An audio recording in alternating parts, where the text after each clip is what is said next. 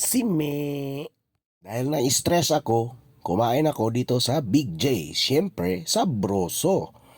Akilangkel na Kabatangan. Tingin-tingin lang ako sa mga kids habang naghahintay ng waiter. Yan, tingnan mo. Ang anak ko ang nag-video niyan kasi sabi niya gusto daw maging videographer ko. Buti naman, libre pa. Child labor ba tawag doon? Ganda ng koy. Wow!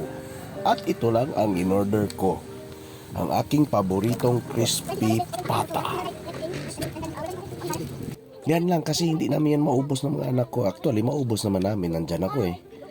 Yan, tingnan nyo. Sarap. Crispy na crispy. Habang ako'y kumakain ng anak ko, kwento ng kwento. Pero okay lang.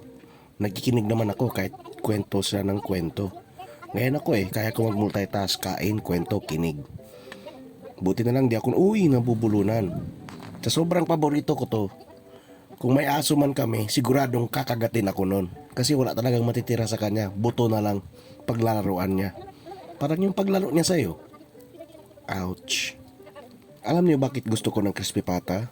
Kahit anong baboy, lechon, yung mga mamantika. Kasi alam ko, napapalapit ako kay Lord every time kakagat ako eh. Malapit na. Pero nagiinom naman ako ng maintenance ko, so okay lang yan. Wow! Oh, tingnan nyo. Hindi ba makagalit ang aso niyan? Siyempre madami din nakain ng mga anak ko. Actually wala ko pera.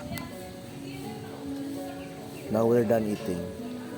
When I say run, you run. No. You have money? I forgot my wallet. No, two phone. Can't one. Monkey.